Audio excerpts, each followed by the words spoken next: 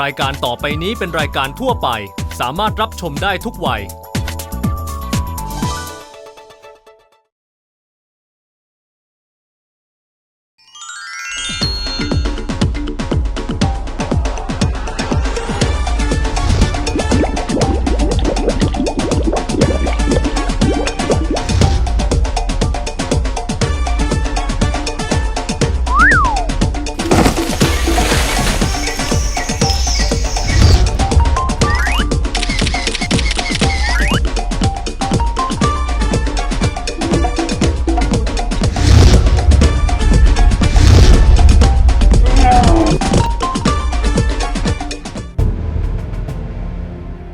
นี่คือจุดเริ่มต้นของรายการเรียลลิตี้ท่องเที่ยวที่จะเปิดโอกาสคุณได้ไปเที่ยวรอบโลก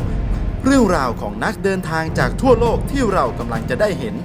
จะช่วยจุดประกายแพชชั่นนักเดินทางในตัวคุณแล้วคุณจะพบว่าการเดินทางรอบโลกไม่ว่าใครก็ไปได้นักเดินทางรอบโลกเนี่ยก็มีอยู่เยอะมากนะคะแล้วก็ทุกคนก็เดินทางในสไตล์ของตัวเองซึ่งรายการนี้ค่ะก็เป็นรายการหนึ่งที่อยากจะจุดประกายให้กับคนที่อาจจะเคยมีความฝันอยากเดินทางรอบโลกนะคะแต่ยังไม่กล้าเนี่ยฟ้าก็อยากให้ทุกคนที่ได้ชมรายการนี้เนี่ยได้ออกเดินทางตามความฝันของตัวเองค่ะ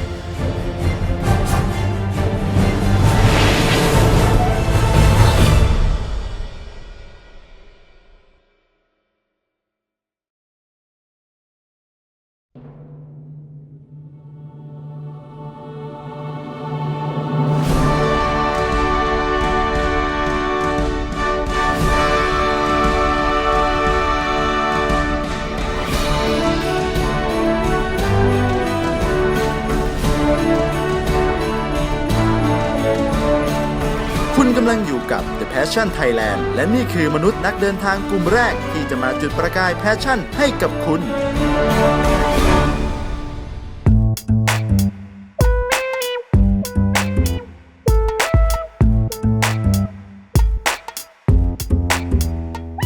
ครั้งแรกที่ฟ้าได้พบกับการเดินทางของคุณมาร์คนะคะก็คือผ่าน YouTube ซึ่งสิ่งที่สะดุดตาที่สุดสำหรับฟ้าเนี่ยก็คือคำว่าไม่เผ็ดไม่กินซึ่งอยู่บนเสื้อของคุณมาร์คค่ะเพราะว่าปกติเวลาเราเจอฝรั่งหรือว่าเจอชาวต่างชาติโดยเฉพาะชาวตะวันตกเนี่ยก็จะพบว่าเนี่ยเขาเป็นกลุ่มคนที่ทานเผ็ดอาจจะไม่ค่อยเก่งมากแต่คุณมาร์คเนี่ยทานได้ทั้งพริกสดทั้งเครื่องเทศเลย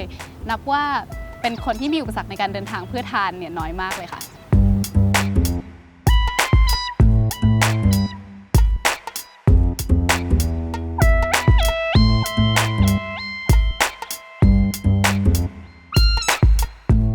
นอกจากเรื่องอาหารแล้วเนี่ยในคลิปของคุณมาร์คนะคะก็จะนำเสนอเรื่องของวัฒนธรรมของสถานที่ต่างๆด้วยนับว่าเป็นคลิปที่ครบรสมากเลยมีทั้งเรื่องอาหารเรื่องผู้คนแล้วก็สถานที่ด้วยค่ะฟ้าก็เลยพลาดไม่ได้เลยที่จะต้องเชิญคุณมาร์คมาสัมภาษณ์แล้วก็ได้พบกับเซอร์ไพรส์อีกเรื่องหนึ่งค่ะคือฟ้าได้พบว่าคุณมาร์คเนี่ยอาศัยอยู่ในประเทศไทยต้องเรียกว่าตั้งรกรากลงหลักปักฐานกันเลยทีเดียวเพราะพี่มาร์คคนนี้เขามาผูกปิ่นโตกับสาวไทยไปเรียบร้อยแล้วนะครับแหมผมอยากรู้จักนักเดินทางคู่นี้แล้วนะครับน้องฟ้า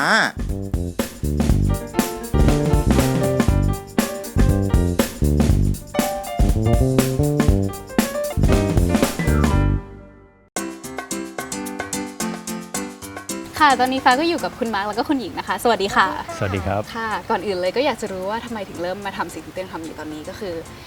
what's your like motivation to do what you do today It's come just because I've enjoyed eating all of my life and starting from when I was a kid I grew up in a family that enjoyed eating and then also when I was growing up I traveled with my parents and I lived in a number of different countries and so I was always exposed to traveling and food ever since I was a kid. I see. So I also heard that your grandparents were also Chinese chef, right? My grandfather. Oh, okay. So yes. Does he cook a lot or do you guys live together? Previously he moved from China to Hawaii in the small island in the Pacific Ocean. Yes. And he was a chef all his life for Chinese food, so he cooked at restaurants Chinese food. So you were like familiar with his cooking? Yes, okay. and familiar with Chinese food, a lot of Chinese food when I was growing up. Can you tell us more about your childhood, like where you lived and why that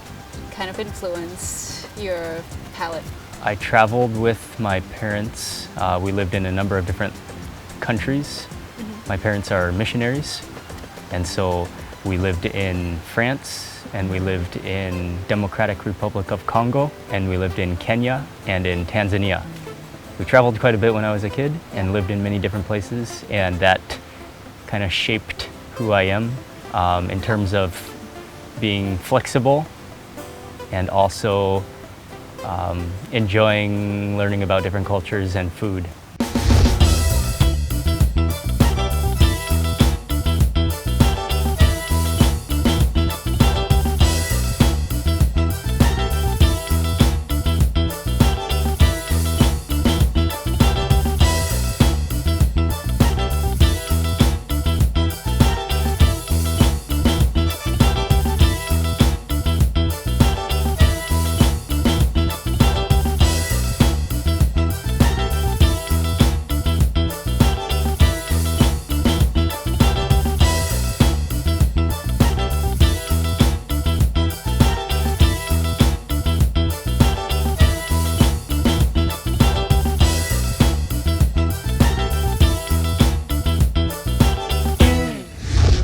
So what's your favorite meal when you were younger? When I was younger, Yeah. Do you have a favorite anything my cuisine? mom would cook, but any kind of, especially Chinese food, Chinese any food. kind of Chinese food. What made you move to Thailand? I graduated from high school in Kenya, and then after that I went to the United States for university. And during that, I had 4 years of university in the United States. It was okay, but I always wanted to get out of the United States and explore. So I told myself, okay, I better finish university first so that I have a degree, and then I will leave and travel.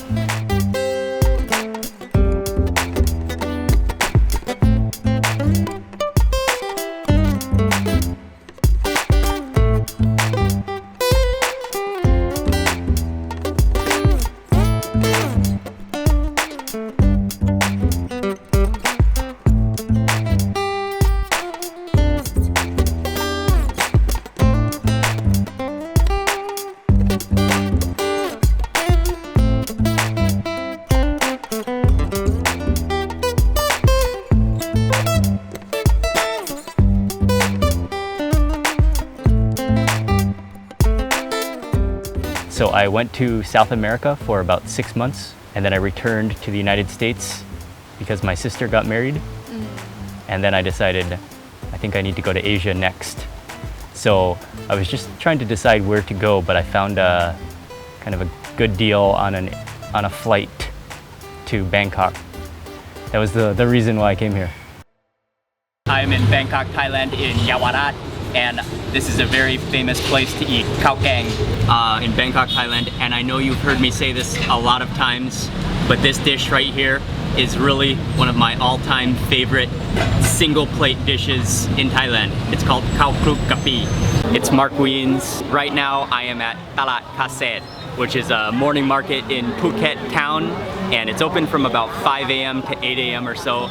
But I think it's coming to a market is one of the best things to do when you are in Phuket. You can see all of the fresh ingredients that goes into the cooking in Southern Thai food, and there are also plenty of pre-made things to buy as well. But definitely coming to a morning market is one of the top things to do in Phuket. Oh, was Or it to your Thailand in the first, first- the first country you visited in Asia? Or? Yes. I flew to Bangkok, and then I Uh-huh. traveled around for about 6 months I see. before coming back to Bangkok. Cool. And that's when you met Kun Ying? Yes, like maybe a year after that After- or so. Oh, okay. So how did you guys meet? I taught English for a year, and at the school where I was teaching English, that's where I met her. She took me out to eat for the first time, and when I saw how much food she ordered, when she filled the whole table with food, I knew we were going to get along well. That's sweet. And คุณหญิงทำอาหารด้วยใช่ไหมคะ ทำค่ะเพราะว่าที่บ้านชอบ เพราะว่าเมื่อก่อนแม่เคยมีร้านอาหารเล็กๆนะคะเคยช่วยแม่ทำบ้างก็พอรู้มาบ้าง แต่ว่าที่บ้านจะเป็นคนใต้ ค่ะ เราก็จะทำแต่อาหารใต้ที่เป็นรสจัด แล้วเขาเองชอบกินเผ็ดก็เลยเหมือนไปกันได้อะค่ะเพราะถ้าเกิดเขาไม่กินเผ็ดนี่คือจะทานอาหารเราไม่ได้เลยน ค่ะ ถึงว่าสิครับ ออกตัวว่าไม่กลัวเผ็ด ที่แท้ก็มาจีบสาวใต้นี่เอง ไม่เบาเลยนะครับพี่มาร์ค ทำอร่อยครับทำอาหารอร่อยมากครับ ใช่ใช่ใช่ ค่ะ แล้วเมนูอะไรที่คุณหญิงทำอร่อยคะ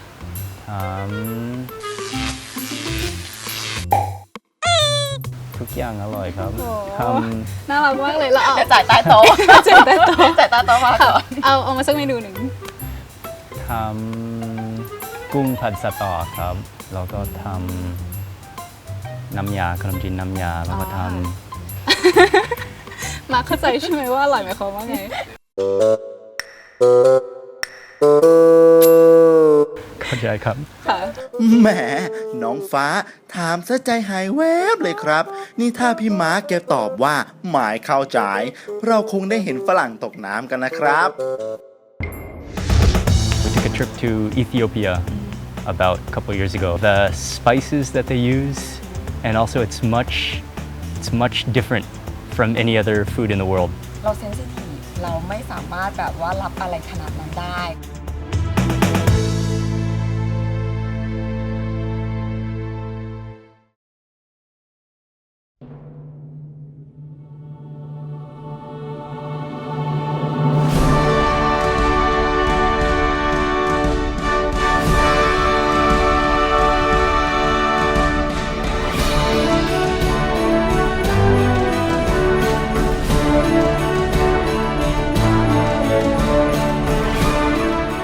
คุณกำลังอยู่กับ The Passion Thailand และนี่คือมนุษย์นักเดินทางกลุ่มแรกที่จะมาจุดประกายแพชชั่นให้กับคุณ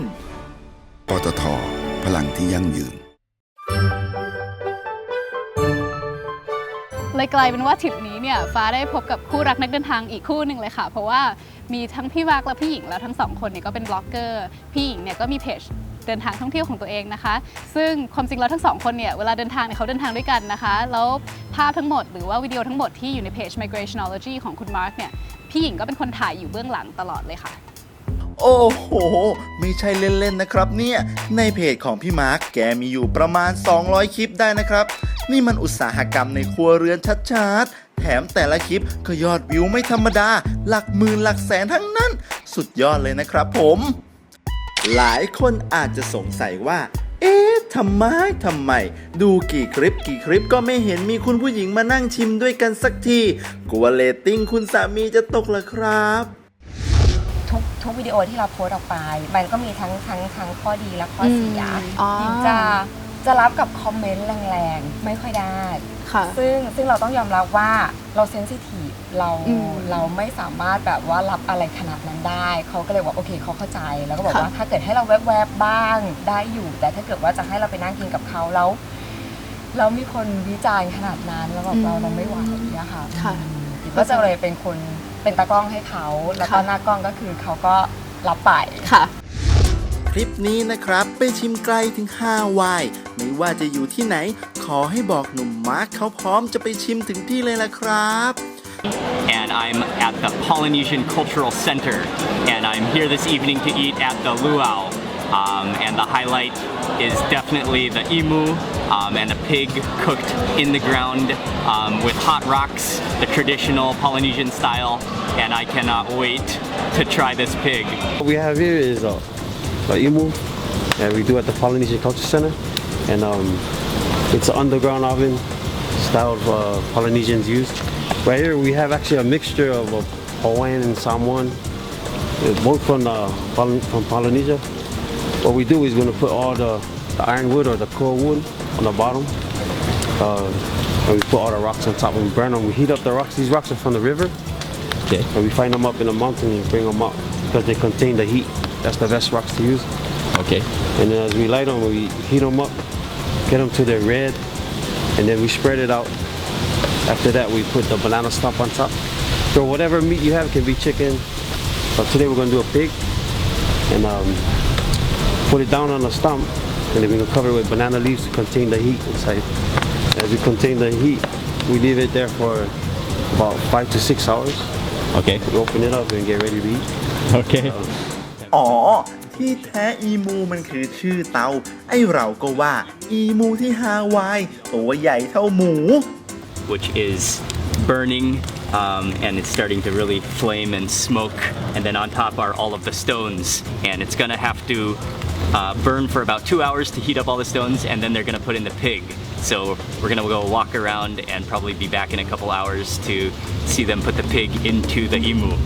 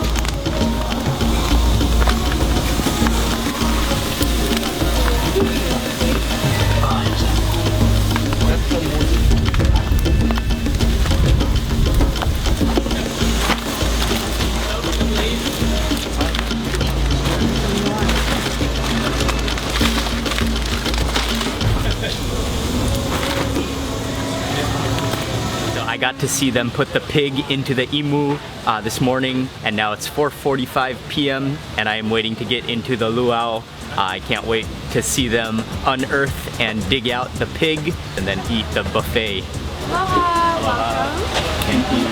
We got early access to the luau. Many people are about to come for dinner, but we luckily are able to come back here to see firsthand and up close the pig being taken out of the imu. And I can actually smell, you can see all those banana leaves behind me, how they have wilted, being baked for so many hours. And I can really smell the kind of a earthy, sweet, earthy aroma.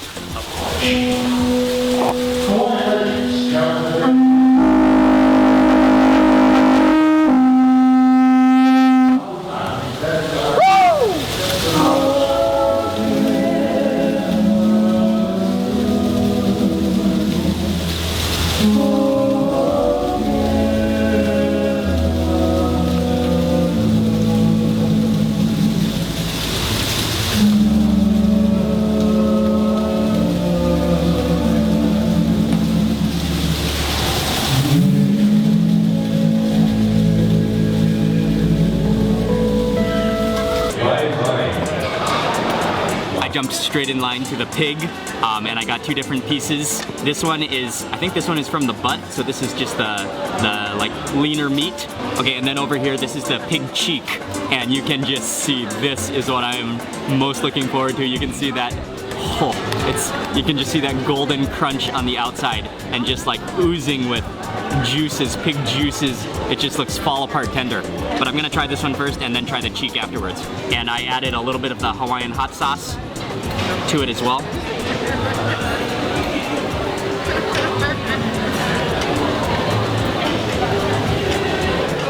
แต่หน้าตาฟินๆเวลาชิมอาหารเนี่ยถือเป็นเครื่องหมายการค้าของพี่มาร์คเขาเลยนะครับจะอร่อยอะไรขนาดนั้น I gotta taste this cheek now. That just looks incredible. It's so tender. Okay.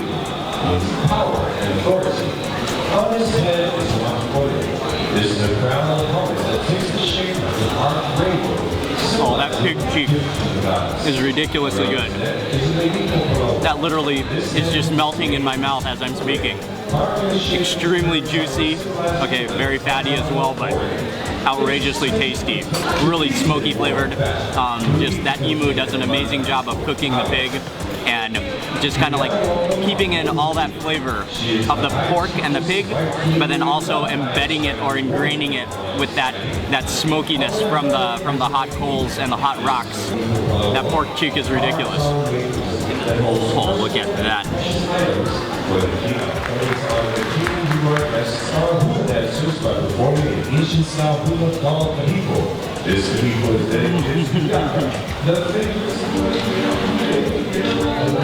But I did go through the buffet luau buffet line, and I got.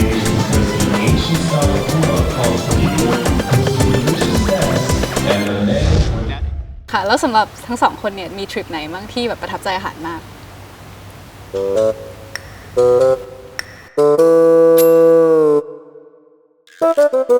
มีทริปไหนบ้างที่แบบประทับใจอาหารมาก Oh, I'm so sorry. I didn't translate. Just like tell us about a trip where you were really impressed with the food. Yeah, we took a trip to Ethiopia about a couple years ago, and I've had Ethiopian food since I was a kid outside of Ethiopia. Yeah. But finally having the chance to go to Ethiopia to eat Ethiopian food was really good. So what do you like most about that cuisine? The spices that they use, and also it's much different from any other food in the world. It's very, very unique. Especially the main staple that they eat Oh, right. is called injera. Injera, yes. Very, have you had yes, Ethiopian I've had food? it too, yeah. Oh, okay. I've had some Ethiopian friends as well, so sometimes we go out for food. So it's very unique Yes. food, and it's unlike any other country. And you eat And then by also, hand. yes, So it's like a communal and also mixing and experience. matching and on the same platter Right. of food. Yeah, it's an amazing cuisine. And also, I love Ethiopian coffee. Oh.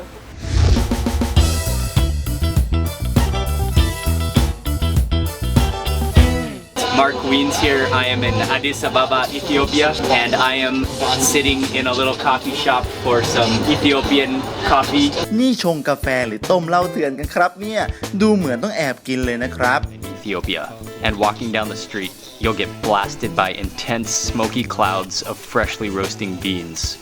The aroma alone is enough to make you stop everything you're doing and drink a few cups. The green coffee beans are first roasted medium dark over a bed of hot charcoal. Once they've cooled down, the beans are pounded into powder using wooden mortar and pestle. นี่ครับกรรมวิธีแบบดั้งเดิม เรียกว่ารสชาติออริจินัลสุด What is it called? This coffee cup. Coffee in Amharic. What is it called? Amharic Amharic. Javan. Jabana. So the clay coffee pot is called a jabana. Jabana. Okay.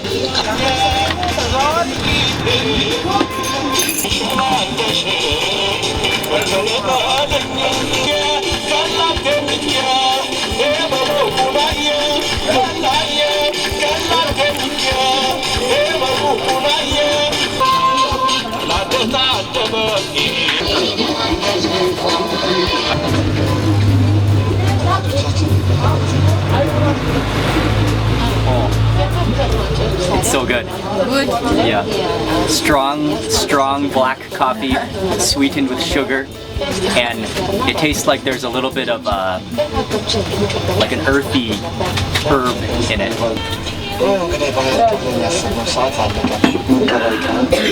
That is one of the absolute joys of Ethiopia, the birthplace of coffee, and it's just everywhere and it's amazing.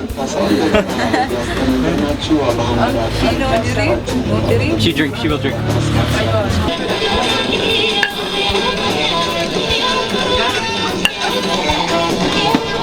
Okay, I'm on my second cup now.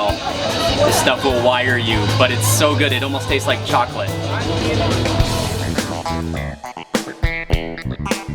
เห็นทำหน้าฟินกินกาแฟแบบนี้ หลายคนอาจจะเริ่มอิจฉา แต่ขอบอกเลยนะครับว่า จุดเริ่มต้นการเดินทางของทั้งสองคนนั้น ต้องใช้ความกล้าอย่างที่คุณคาดไม่ถึงเลยทีเดียว ช่วงหน้าเราตามมาดูกันครับ ฝันของเขาคือถ้ามีใครเชิญเขาไปทานอาหาร จะเป็นแบบฝันของเขามาใครจะเชิญยูไปกินยูคือใคร Okay, so I'm here in Calcutta, India, stopping for a quick lunch.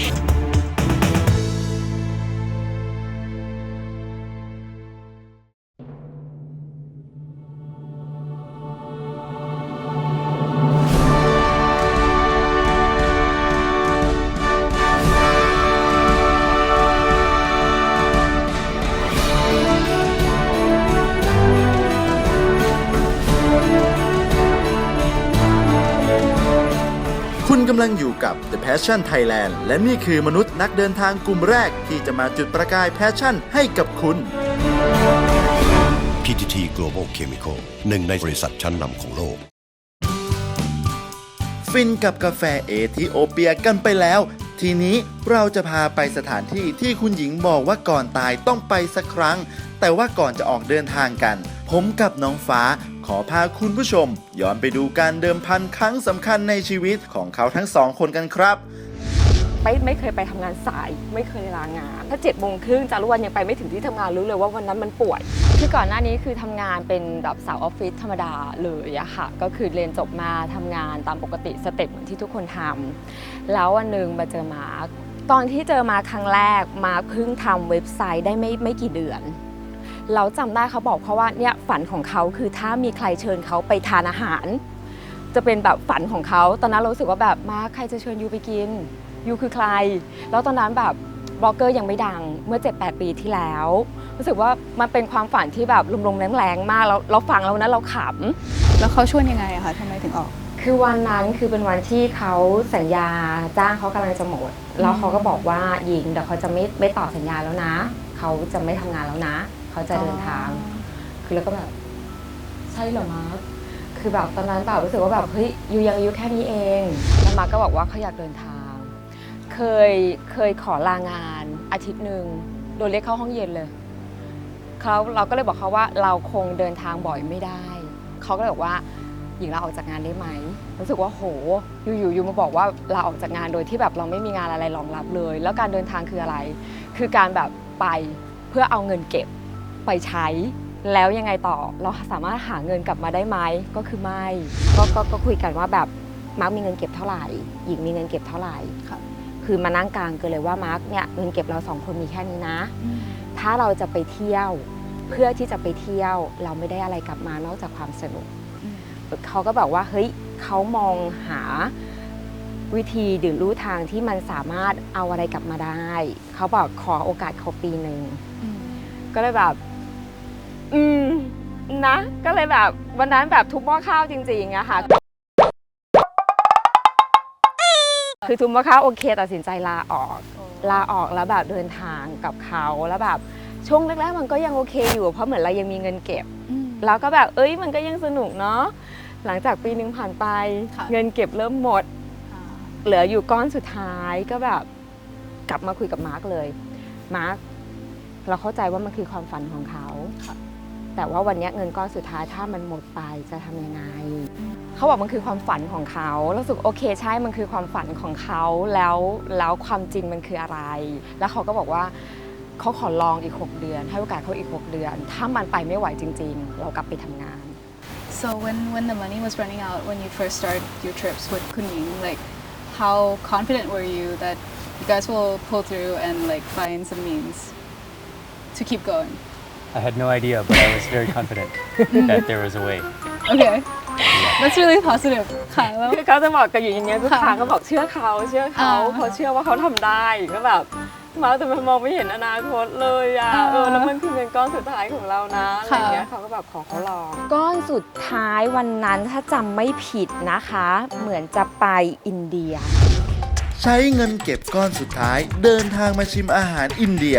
เราลองมาดูกันครับว่าหนุ่มมาร์คของเราเขาไปกินอะไรมาบ้าง Okay, so I'm here in Calcutta, India, stopping for a quick lunch and rice and a fresh. This is naan. Naan. This is the roti. Oh, this one is roti. Roti. Okay, roti. Tandoori roti. Potato curry first. Dip into some of this sauce. Put it on the rice.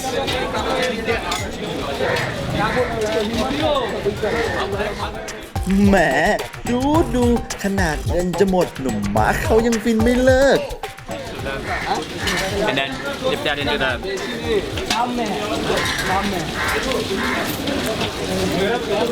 delightful, pure joy.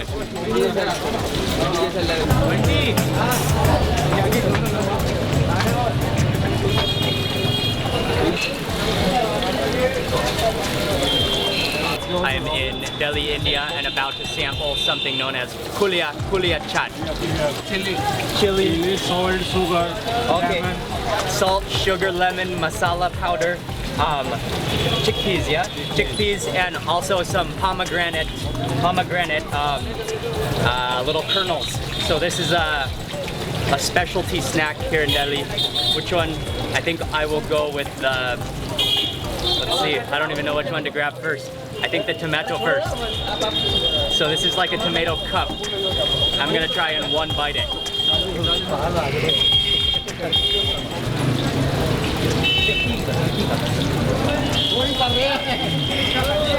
That's like a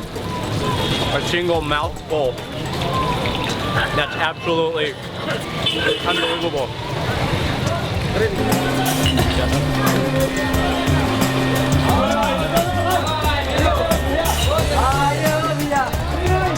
It's like mango and yogurt, and it's topped with some nuts and some raisins and some other fruit. I'm not exactly sure what, but I'm so excited to try this. This is my first mango lassi in India right now. That's like the creamiest mango milkshake ever. Wow, that's marvelous. It's creamy mango.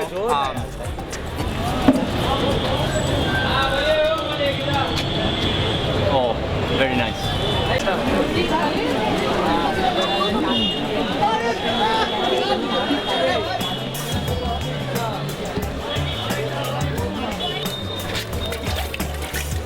Oh, okay, you get a little plate, a leaf plate. And then he fills it. It's like a little piece of fried dumpling dough. And then he fills it up with some potatoes, spices, and this is water, but tamarind water. Okay, tamarind water. And then you just sort of eat. So it's full of liquid, and you just kind of pop the whole thing in the one. Oh. Oh, very good. Oh, round two. โอ้โห กินแบบไม่เกรงใจคนดูกันเลยนะครับ หิวเลยนะครับเนี่ย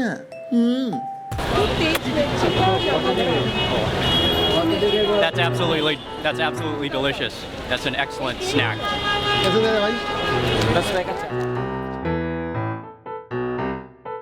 โอ้โห จากที่ดูมาแต่ละเมนู สรุปว่าทริปนี้คุณมาร์คเขาพามาชิมอาหารแฮนด์เมดที่อินเดียกันครับ ต้องบอกว่าที่นี่เขาทำอาหารกันด้วยมือจริงๆ มือเน้นๆ นั่น โอ้โห ฟินกันไปเลย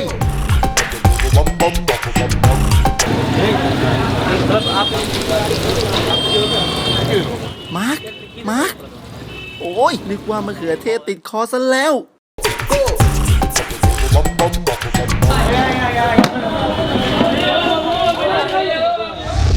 คือกลับมาแล้วฟีดแบ็กค่อนข้างดี เรารู้สึกว่าแบบเฮ้ยเงินไม่ใช่คำตอบสุดท้ายของชีวิต วันนี้ถ้าเกิดว่าเราไม่มีเงินเฮ้ยเรายังทำอย่างอื่นได้ ต้องบอกเลยว่าอินเดียเป็นประเทศหนึ่งก่อนตายต้องไปสักครั้ง Calcutta, located in the West Bengal state of India, is a loud, chaotic, and thought-provoking city. Ancient, decaying buildings share the streets with a superabundance of honking yellow taxis. Coming up are 11 of the most memorable things I did when I visited Calcutta, India. Number 1 is the home of Mother Teresa. I am here at the entrance of Mother Teresa's home, which is just known as Mother's Home. Mother Teresa said, "Intense love is not measured, it just gives." So she really lived that example, and we're gonna go into her house. There's a museum, there's her tomb is there, and as well as her room where she stayed when she lived here. I'm trying to keep my voice low because it's a really quiet and special place. But the Mother Teresa did a lot of her work here, and you can actually go in and see the tomb of Mother Teresa. Really an amazing place to visit. Number 2 is Calcutta's famous Victoria Memorial,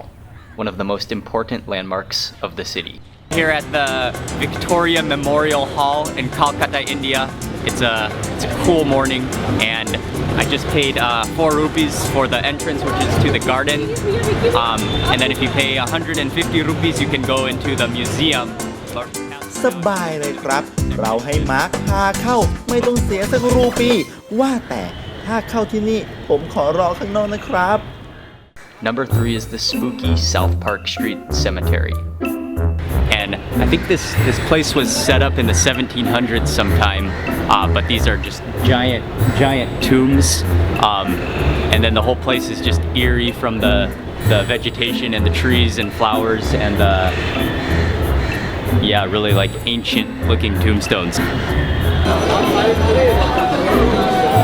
Number 4 is the lively Kalighat Hindu Temple. ผมมารอที่วัดนี้สักพักแล้วล่ะครับ ตั้งแต่คุณมาร์คแกพาเลี้ยวเข้าสุสานเมื่อกี้แหมในอินเดียนี้มีสถานที่น่าสนใจเยอะจริงๆ This is the oldest Hindu temple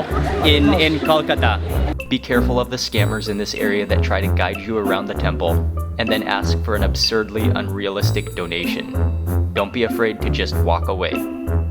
Coming in at number 5 is the crazy shopping district around the New Market. I'm standing outside of Sir Stuart Hogg Market, which is also known as the New Market.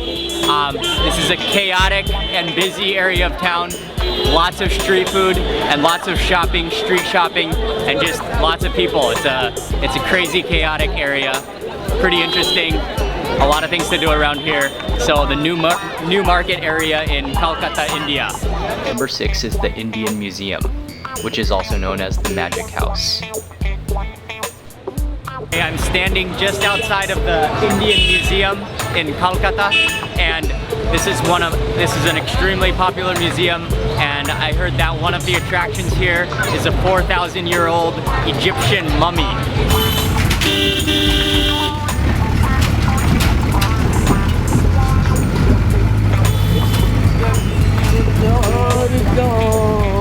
Johnny แล้ววันหนึ่งมันเริ่มมีรายได้เข้ามาเขาก็บอกว่าโอเครายได้มันอาจจะไม่ได้เยอะถึงขนาดว่าเลี้ยงตัวได้ขนาดนั้นแต่เขามองว่าอนาคตมันน่าจะไปได้แล้วรู้สึกว่าโอเคงั้นลุยกันด้วยกันก็ลุยกันมาอยู่หลายปีเหมือนกันนะคะกว่าที่จะมาถึงวันนี้ passion ของมาร์คในการเดินทางเนี่ยก็สูงมากๆเลยนะคะสูงจนกระทั่งพี่หญิงเนี่ยเชื่อมั่นแล้วก็ลุกขึ้นมาเพื่อเปลี่ยนชีวิตตัวเองด้วยคนเลยค่ะก็ต้องชื่นชมเลยว่าทั้งสองคนนี้มีความเชื่อมั่นในกันและกันมากๆเลยค่ะวันนี้เราพอมีรายได้ดูแลพ่อแม่ได้คือหญิงรู้สึกว่านั่นคือความฝันของเราละคือถามว่าฝันของหญิงอะหญิงจบละคือหญิงดูแลพ่อแม่ได้ส่วนต่อจากนี้ก็คือแบบโอเคฝันของเขาแล้วเราไปด้วยกัน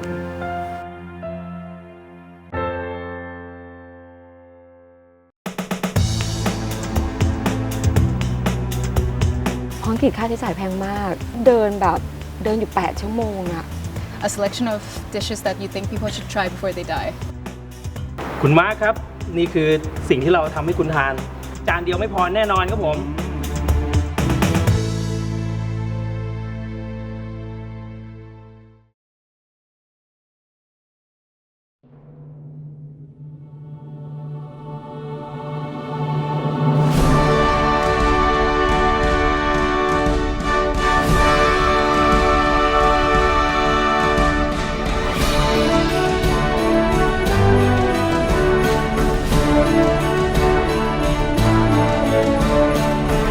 กำลังอยู่กับ The Passion Thailand และนี่คือมนุษย์นักเดินทางกลุ่มแรกที่จะมาจุดประกายแพชชั่นให้กับคุณกลับมาฟังเรื่องราวการกินรอบโลกของหนุ่มมาร์คกันต่อครับเดี๋ยวเราจะมาดูกันว่าเมนูอะไรที่เป็นสุดยอดอาหารของฝรั่งไม่กลัวเผ็ดคนนี้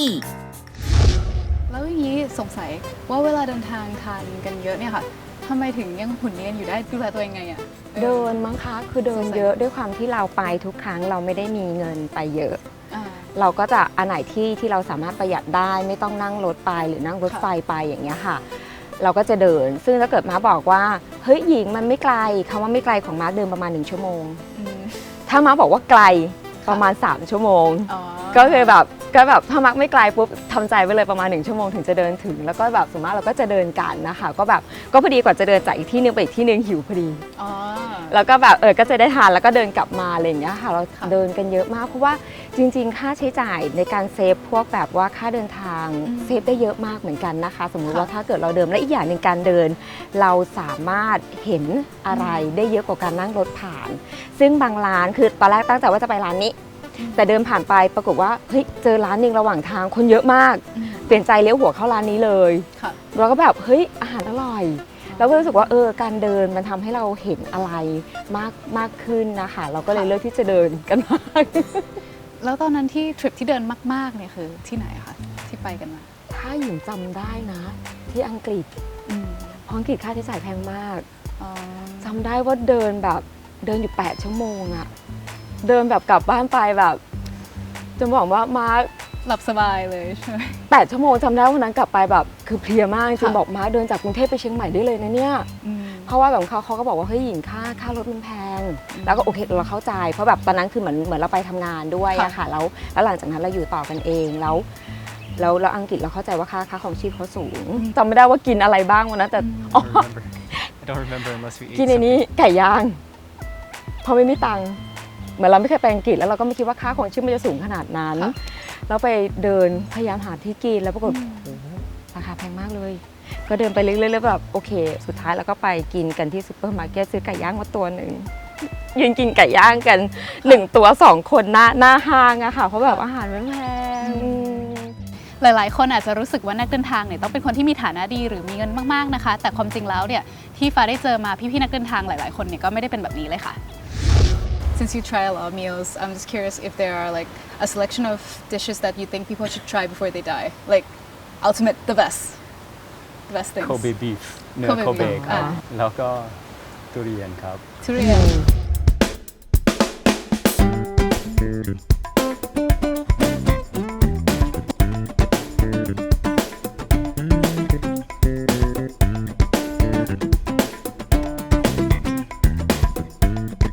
เชื่อละครับว่าชอบทุเรียนเพราะขนาดวันแต่งงานพ่อหมาของเราเขายังตัดทุเรียนแทนตัดเค้กเลยนะครับ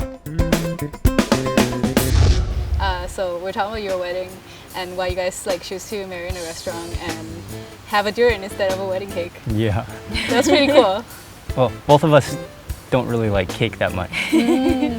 And Yeah. also, I think that a lot of people just have the cake as because they think it's the right thing to have at a wedding, Right. even if Even they if don't like they cake, don't or like it's it, just right, it's just for the symbol of having a Uh-huh. cake. But there's not a real point in that unless your family wants to have a cake, or so neither of us wanted to have a cake, so we just decided to have durian instead. So like for birthdays, what do you guys do instead of cakes? We ไม่ได้กินเค้ก don't นาน really มา do ก anything. We just eat. Just eat. So Yeah. instead of like a cake and candles, you just have nice meals, right? Yep. We just focus on the food instead of celebration. Okay. ไหนๆก็มีนักชิมมาร่วมทริปทั้งทีนักเดินทางของเราขอเข้าคุกกิ้งคลาสทำอาหารให้หนุ่มมาร์คได้ลองชิมกันสักหน่อย ต้องฝากความหวังไว้ที่เชฟเอละครับงานนี้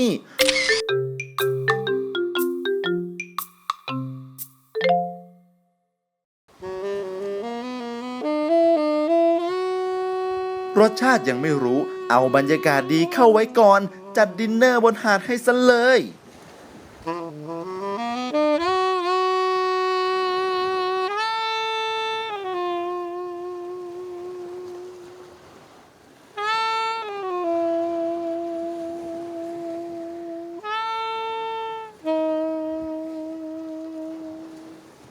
อเคค่ะสำหรับวันนี้เดี๋ยว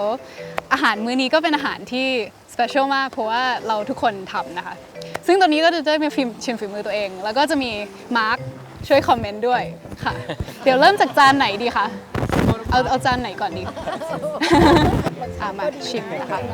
Oh, thank you. Oh sorry โอเคค่ะโอเค try Okay. เริ่มกันที่เมนูแรกเลยครับ กุ้งผัดซอสมะขาม ฝีมือของสองป้าจาก2 ซีกโลก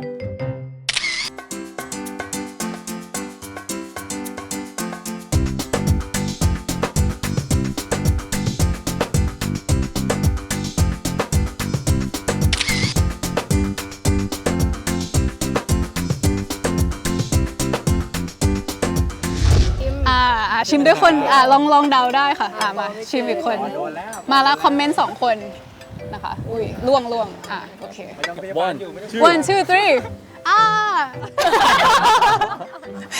โอเคกินต่อI really like that. Very good. เมนูที่ 2 ข้าวผัดปลาทู ฝีมือคุณต้าคุณนุ คู่รักฮันนีมูนชั่วชีวิต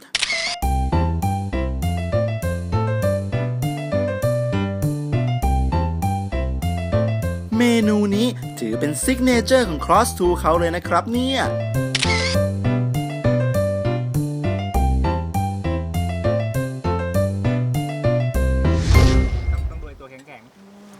เดี๋ยวป้าแป๊วเอาอะไรฝั่งนี้ไหมคะ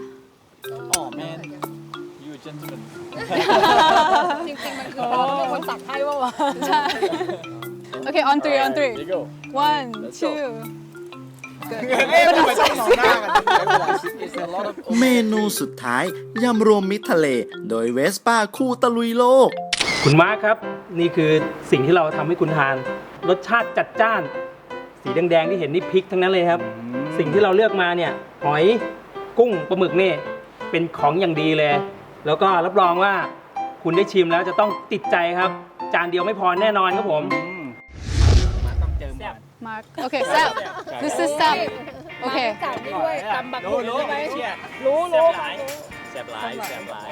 โอเค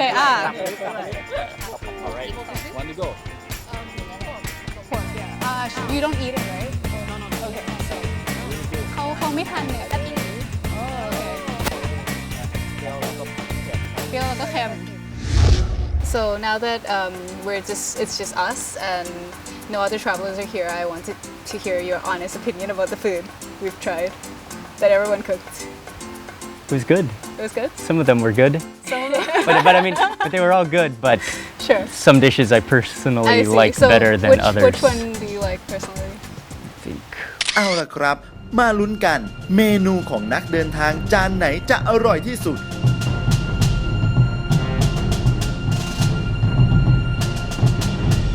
แล้วผลที่ออกมาก็คือ Lab. ลาบนี่ลาบนี่รู้สึกเชฟจะเป็นคน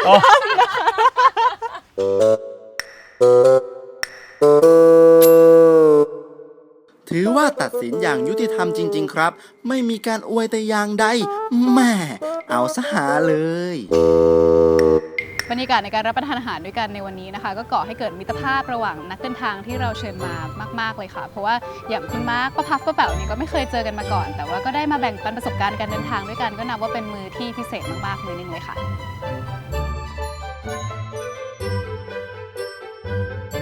ด้วยความหลงไหลในการเดินทางของเด็กหนุ่มคนหนึ่ง ได้พาเขามาเจอกับคนรักที่อยู่คนละซีกโลก วันนี้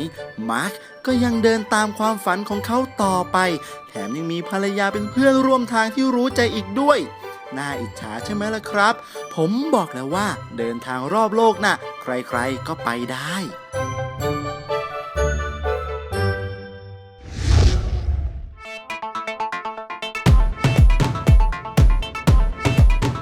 สัปดาห์หน้า ใครที่ฝันอยากเดินทางแบบคู่รัก ห้ามพลาด ตานุ คู่รักฮันนีมูนชั่วชีวิต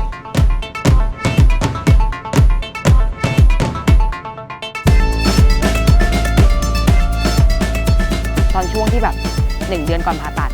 หมอบอกไปใช้ชีวิตให้เต็มที่เลย คือแบบเที่ยวให้เต็มที่เลยอะไรเงี้ยเพราะว่ามันเป็นผ่าตัดใหญ่ ซึ่งหมอไม่การันตี